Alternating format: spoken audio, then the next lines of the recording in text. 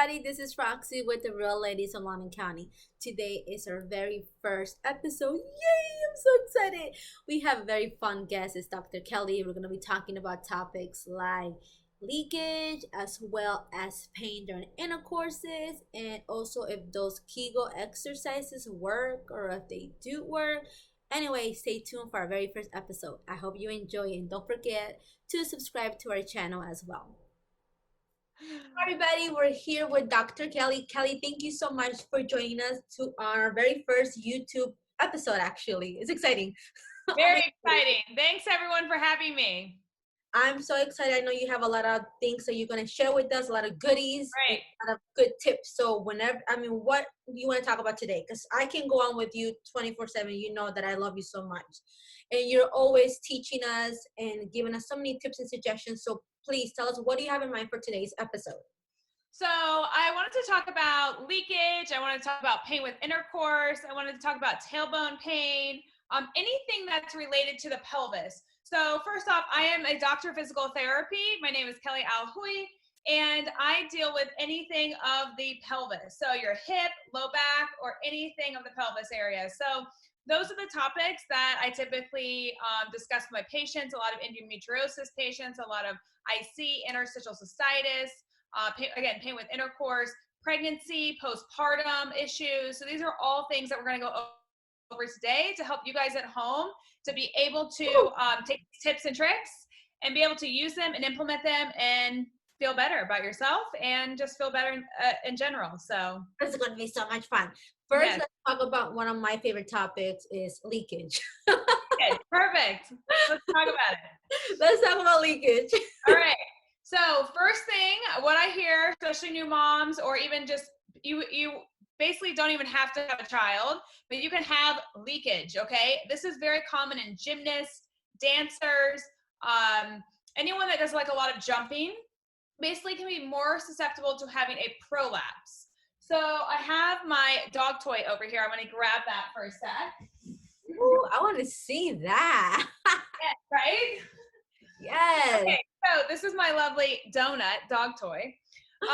And then here is your bladder, or you can say like your uterus, okay? So this is, let's just pretend that this is the hole to the vaginal opening, and that this guy right here is your bladder, your uterus. So basically, you can see here, okay? Can you see it right here? Oh, Okay. yes. Yes. Yes. So this is if I'm like sitting like this, okay, guys, like this at home, okay? Definitely knows why I love you so much. So from here, if I were to cough, this is why people have like, it's called stress incontinence, leaking with coughing or sneezing. That's what that's called. Basically what will happen is the bladder or uterus will go, when I cough, it will pop down towards the vaginal opening. So there's grade 1 through grade 4. Grade 1, you can like slightly see it pop down. Grade 2, you can see it a little bit more. Grade 3, that's when it's kind of protruding just a little bit out of the vaginal canal. I know, great visual. Use your mirror, ladies. Right, use that mirror. And then grade 4 is literally where it's like I'm holding someone's bladder pretty much when they're standing up. So it's like this. Mm-hmm. You can actually stand up and you can yes. So when people get this tested, and this is the thing that you really have to be aware of, some OBGYNs will test for this. It's called a prolapse. So a cystocele, which is a bladder prolapse, or you can have a uterine prolapse. You can also have a rectocele where the rectum is like protruding in the vaginal canal, but that's like a whole nother topic. But basically everything kind of comes down into the canal. And when people test for this, you're typically lying in this position like this, okay? Yeah. Now, it's different when I'm standing, because when I'm standing, then there's even more force that's going to be applied to my pelvic floor.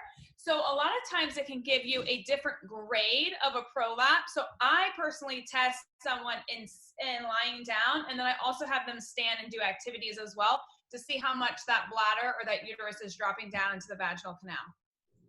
And one of the things that you can come to people's home and do it in their home privately.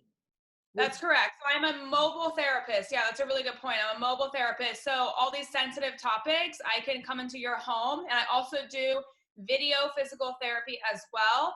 So we can evaluate over the phone or over the internet to basically understand like if you are someone that's at risk or more susceptible to having a prolapse, and we can help kind of give you a recovery program to help you not have any kind of leakage or any kind of pressury feeling on your pelvic floor. So that brings up a point. People with this issue, basically their number one symptom that they're going to have, not always, but let me move the camera down. You're going to feel like pressure down on your pelvic floor. So people come in and are like, Kelly, there's just this like heavy pressure, like constantly down in the pelvis. And then that's going to kind of cue me in to say, okay, you might have a prolapse. Let's check for it. Wow. So there's a lot of tips. There's a lot of ways that you can do it. Like you said, over the phone, and especially now with everything that's going on, you can do it via Zoom, Messenger, Skype. Exactly. Yes, that's right. And I'm giving a huge discount now to all of my patients, or not, anyone that's interested. I'm giving 50% off, especially of initial eval. So it's huge. So if anyone wants to take advantage, please reach out. Yeah. Yeah. Oh my gosh. Okay. Next topic is the intercourse. That's right. So what do you mean exactly by intercourse pain? Yeah, it's a great point. So when we talk about intercourse, a lot of these topics, pretty much a lot of them go together, by the way. But when we talk about intercourse, you could have a thing called vulvodynia. And vulvodynia is pain with intercourse. So basically, let me grab my pelvic model here. I love that she has so many toys that she can give us. Yes, I have so many toys here. So, okay, you guys can see this. Okay, so basically, let me orient you. This is your pelvis. Okay, so this is your pelvis. Right here, this is your vaginal opening. Okay, now this right here is the clitoris. That's your urethra. You have two holes right there. And then this is your third, is the vaginal opening. Okay, typically at 6 o'clock right here is where a lot of people tend to have pain with intercourse. So what I do is I take a Q-tip and I kind of swab at that area, and there's basically all on the inside of here. It's called the vestibule. And inside here, it's not muscle, but there's tissue called the vestibule, and that could be very sensitive as well. And I will also do a Q-tip test as well to that, to see if people are like going to jump off the table. And if they are, it tells me that there's a problem there. Oh, wow. Not everyone does. It's that quick that you can notice. Oh yeah, you can notice big time. So, and what I'll notice is, again, at the 6 o'clock area right here, people will have a lot of pain. And so if that's the case, there's many different factors that can be contributing to this. The first one could be due to any kind of hormone related issues. So if you were on hormonal birth control for a very long time, and let's say you got off of it, you may have a decrease in estrogen. And so basically this tissue right here will become less plumpy, and it will kind of be more, I don't want to say shriveled up, but that's kind of what it's like. Say it. Yeah, and it doesn't, you're not going to be as like moist. I know people hate that word, but it's not going to be, as lubricated typically. And that will be a sign too that you might have an estrogen deficiency. Also, if you have vaginal tearing. So let's say your partner enters and you have some tearing happening here or here. That's also a sign of lack of estrogen. So that's something to be aware of, and that we can look at that. And there's creams, natural creams without added hormones that we can add to the vaginal area to help with that sensitivity. Now, if you just have vulvodynia, which you've had, a lot of times people will come in, they're like, Kelly, I cannot put in a tampon. I haven't been able to put in a tampon in since I was 16, right? Yeah. Or get a vaginal exam. Those people are going to take longer, but it's definitely doable with physical therapy to help progress these people to be able to have intercourse. I get some moms that like really want to have a baby, right?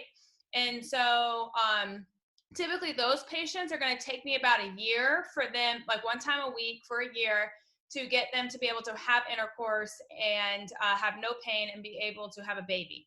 But you actually can find ways for them to be comfortable. That's correct. Yeah. So we can make sure that they can have intercourse without pain, and we'll get into that. But basically that's what I find is typically around the 6 o'clock area, there's a lot more nerve endings around here. Not always you're going to have pain.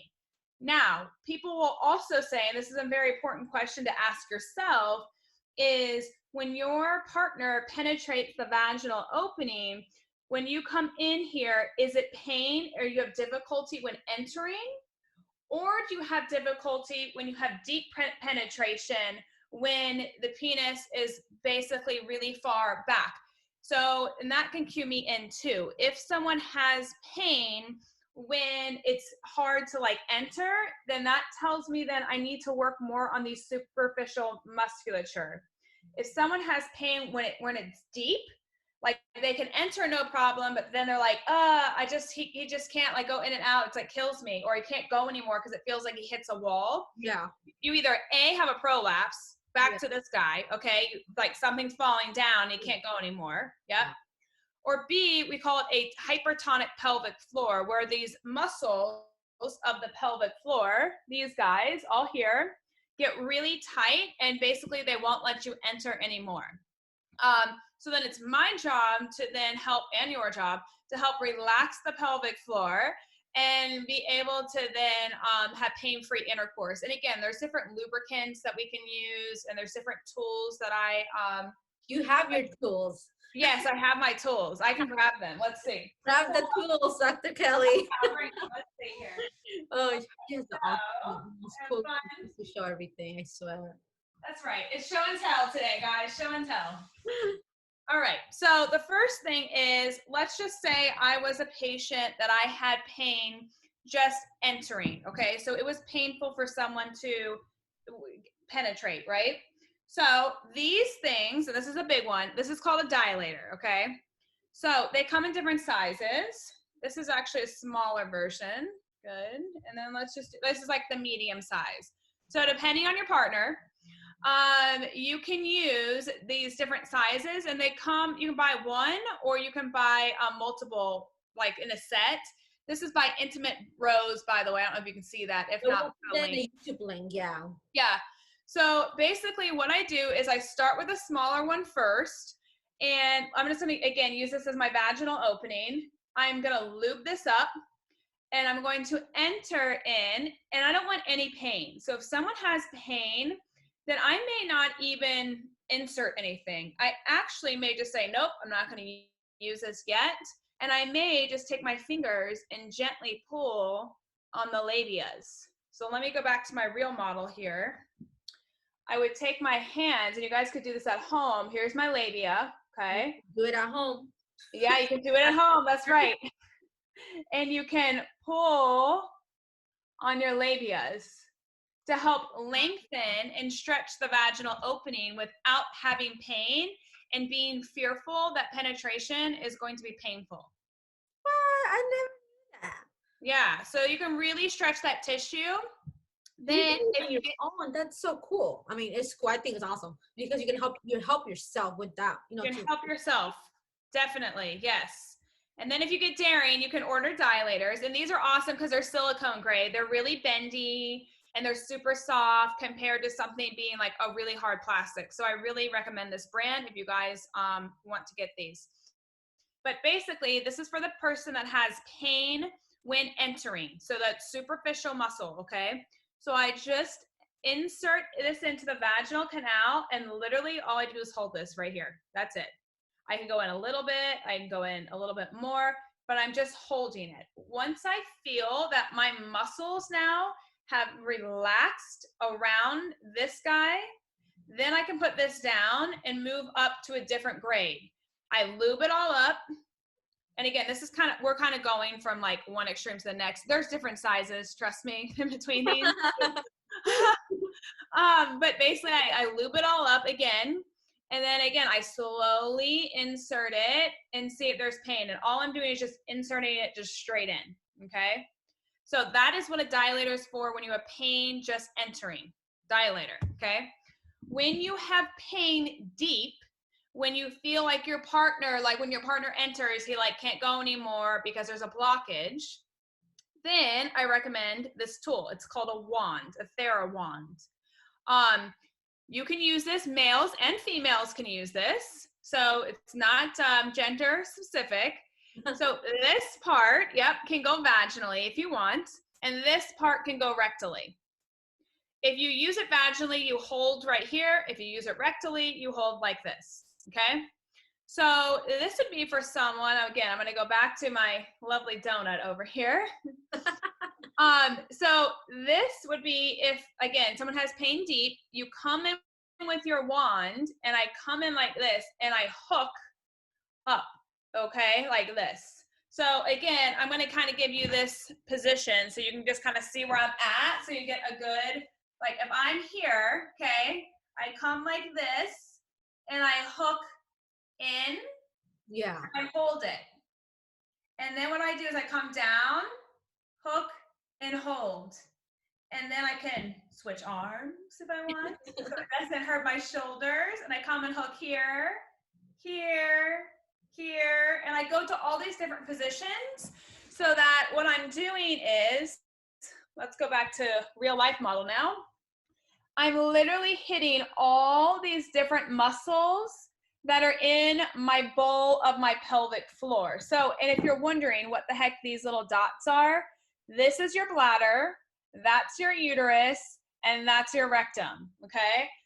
So they're all in a line, and all around there you can see all these different muscles, and that's what we're doing. We're lengthening them by using this wand. Yeah, so many things down there. There's a lot. There's like, I think 20 something muscles. There's a lot, guys.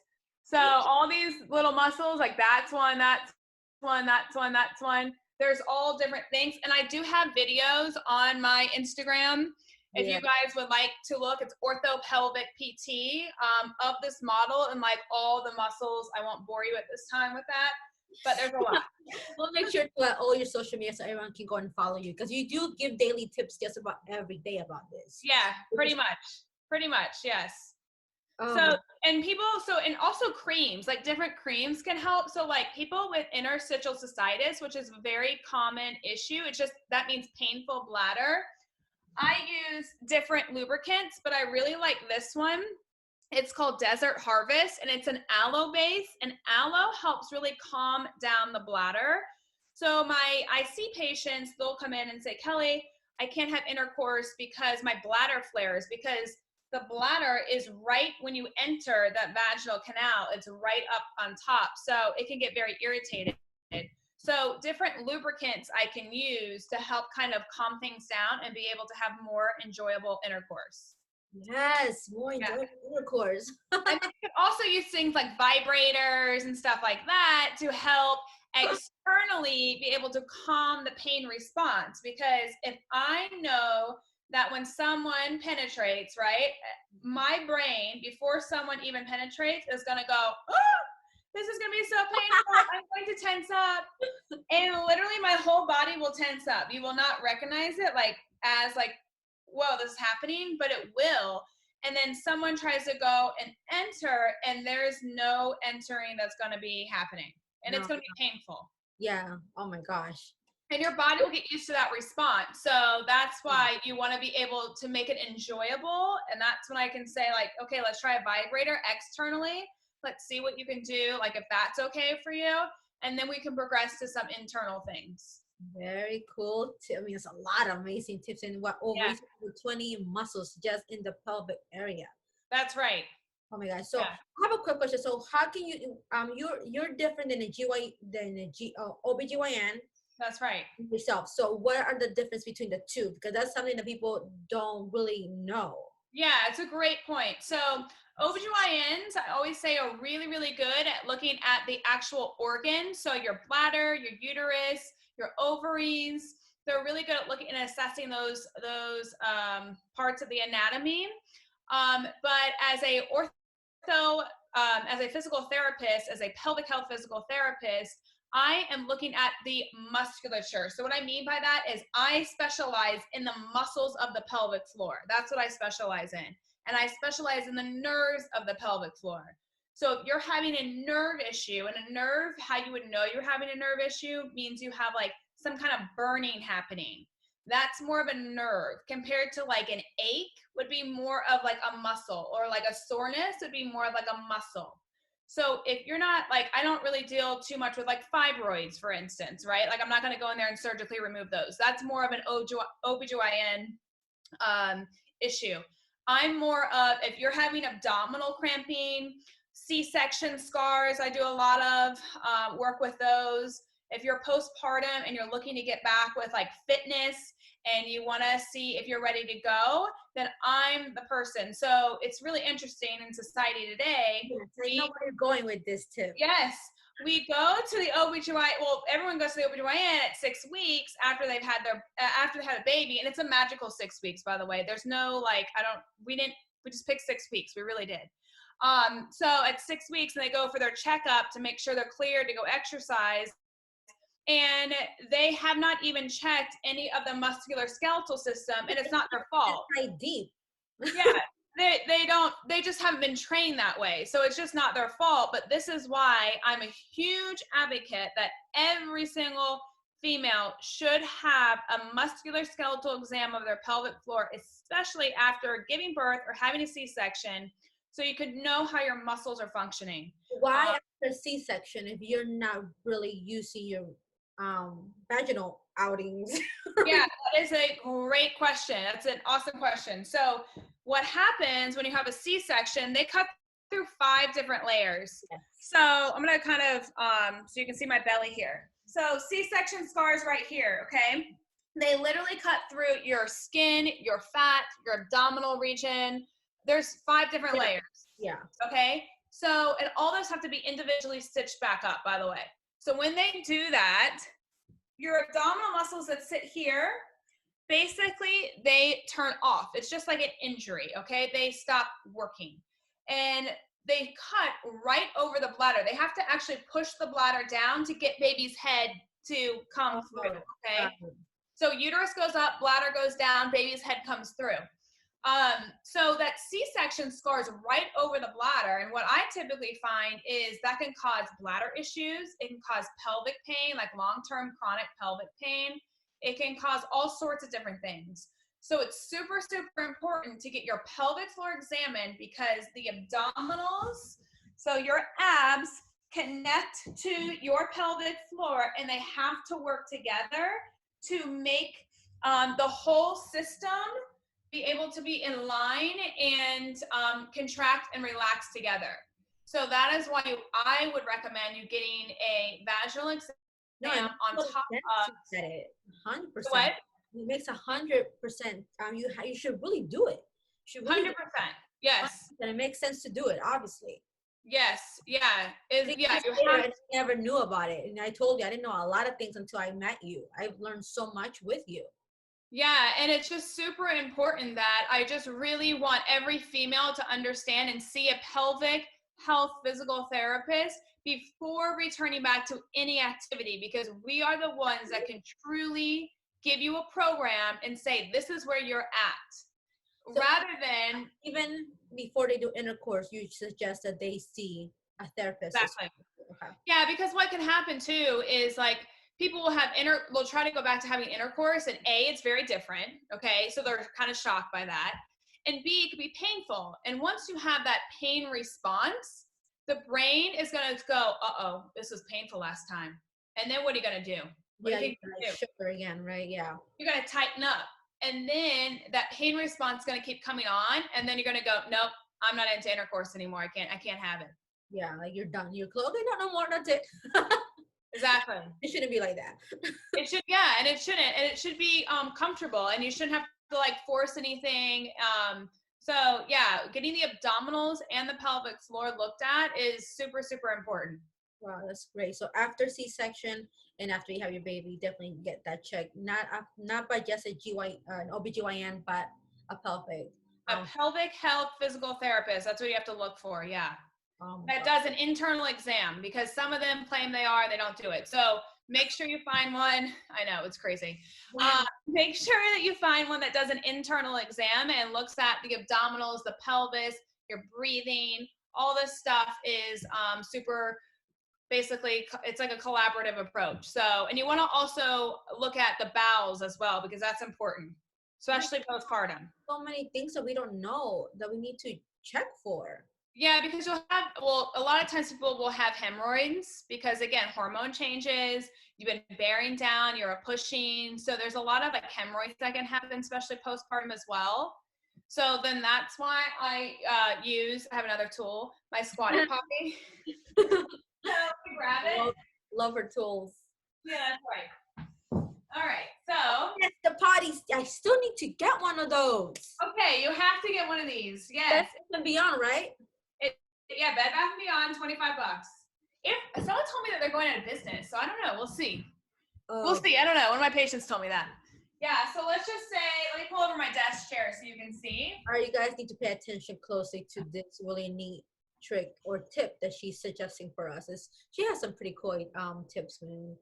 So this is definitely one. Look at this. Okay, so can you guys see my legs? Oh yes, we can see it all clear. Perfect. Okay, so this is a squatty potty. They can make them in like a bamboo, but this is like the cheaper version, just made out of plastic. Perfect. And basically it slides right underneath your toilet, and then you can pull it back out. So it doesn't take up that much extra room, okay? Then, why this is important is you see that my knees are higher than my pelvis. So knees, pelvis. Yes. Okay, can you see that? Yep. Okay, so this is important because it puts all these muscles that are right here, it puts them on slack. So think of, like, I'm going to use this dilator, for instance. Think of this. Woo! Think of this like a muscle, for instance, and that this is like a hose, and it kind of kinks it like that. Now, do you think any urine's going to be coming out when something's kinked? Or do you have to defecate? Yeah. It's not, right? So you have to unkink this, which is a muscle, lengthen it so that you can defecate and things can come out of the rectum. And that's what this is helpful for. So when I'm here, let me just tilt this camera up just slightly. Okay. So when I'm like this is what my patients do. They have their phone. I don't know where mine's at. But let's just say I'm busy looking at my dilators. I'm doing whatever. I'm thinking about my kid that's about to walk in the bathroom. Yep. I'm thinking all the time. Yeah, about my dog that might be coming in. So I'm doing all this kind of things. But really, when I'm sitting on this toilet, I have to breathe. That's the most important part to prevent hemorrhoids. Okay, number one thing. So when I'm sitting here, how I'm going to breathe is I'm going to put down my cell phone. I'm going to lock the door so the kids can't come in. And I like to always use my hands. You don't have to. But I'm going to inhale, belly comes out. Exhale, belly comes back in. And when I do this, my pelvic floor here, which I was just talking about, all those muscles, I actually, on the inhale, want my pelvic floor to drop. Yeah, drop down towards the toilet. And then I want to lift gently my pelvic floor. But I'm not focusing on that. I'm just inhale, focusing on allowing my pelvic floor to drop, relaxing, and then exhale, belly comes back in, okay? So I'm just breathing here. And I literally have my patients, even with urination, use a squatty potty and sit on the toilet for about 2 minutes. Oh, that's not bad. Come on. We all go on our phones for at least 2 minutes to check notifications, to go to Instagram, Reddit, whatever it is. So this exactly. Yeah, so I have them sit here because what happens is when I'm going out to urination, when you go and urinate, they'll have little dribbles after when they stand up. Well, why do you think that is? Why do you think when they just got done emptying their bladder, they stand up and they're like, oh, I still have leakage happening right now. Why is stuff still coming out? Why do you think that is? I don't know, because of the release or something. They're like, no, I don't know. Why? Yeah, the reason why is because their pelvic floor didn't fully relax when they were sitting on the toilet. Nice. And your pelvic floor has to fully relax for then urine to come through. And if it doesn't, because they're on their phone, they're tense because they have to get on the toilet and then quickly get off of it, then they don't fully empty their bladder. And this is another issue that women can have. So again, my tip for this is literally just sit here for 2 minutes, get a squatty potty, and hang out. Yes. And Okay. same thing for hemorrhoids. If I have hemorrhoids, I'm sitting here, I'm not going to bear down. When I first get that signal to, okay, I got to push. I got to really bear down, right? So let me move this up so you can see my lovely bearing down face right now. So I'm not doing this like this, okay? I don't want to do that. I really just want to sit here and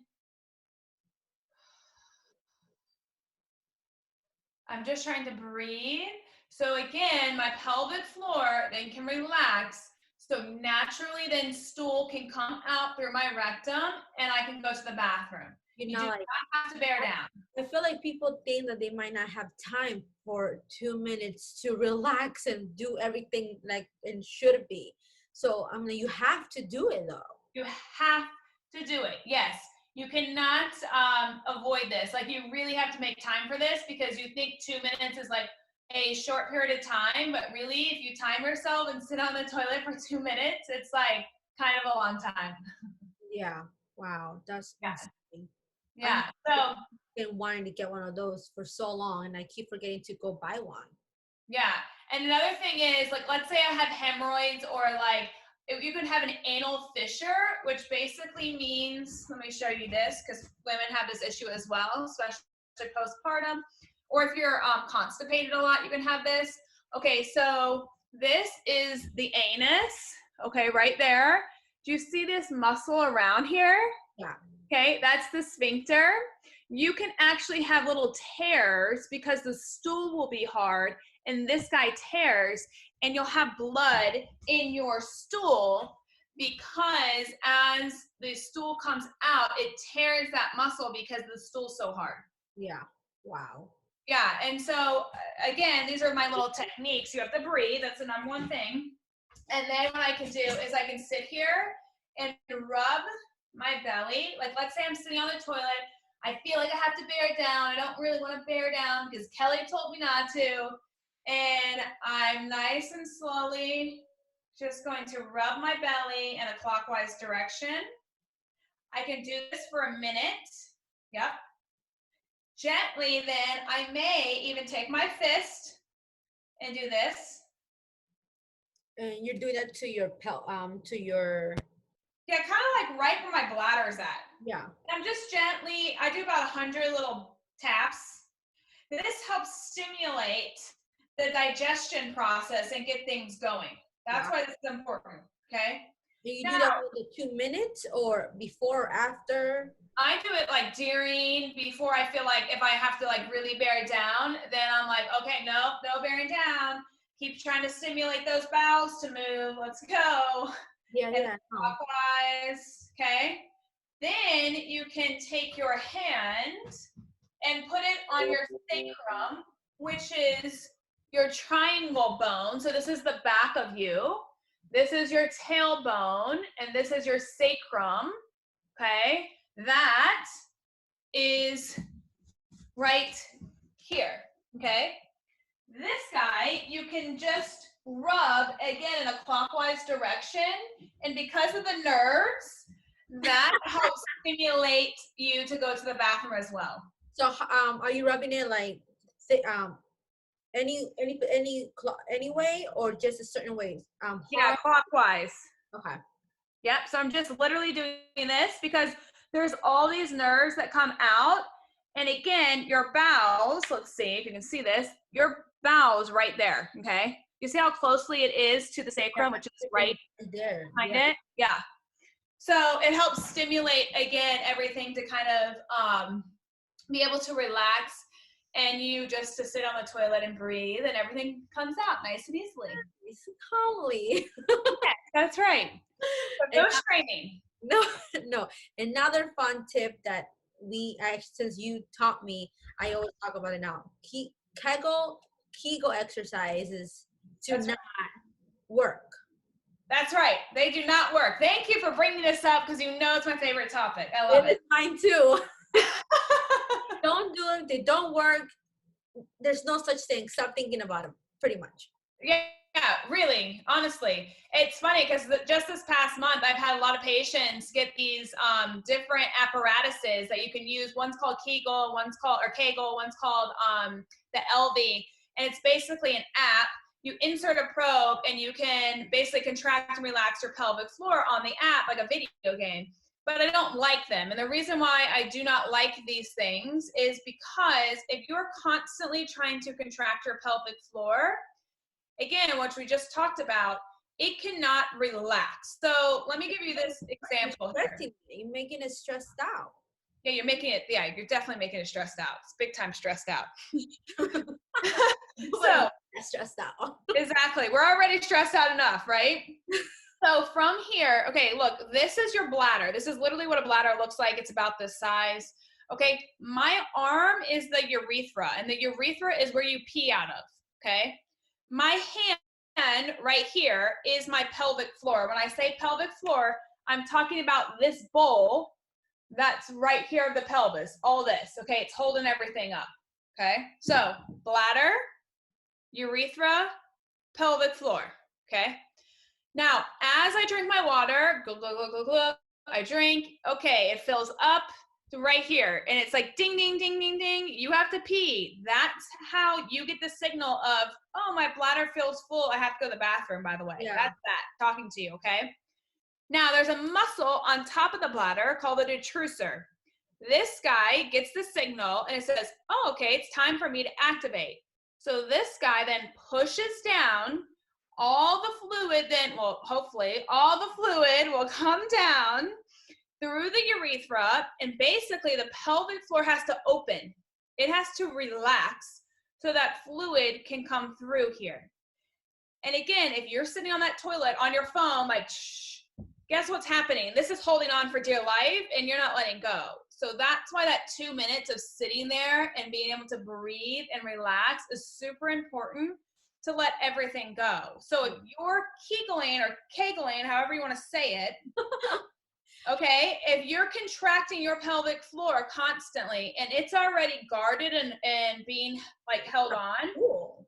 Yeah, you can have pain with intercourse, you can have difficulty emptying your bladder, you could have pelvic pain, you could have all kinds of things happening.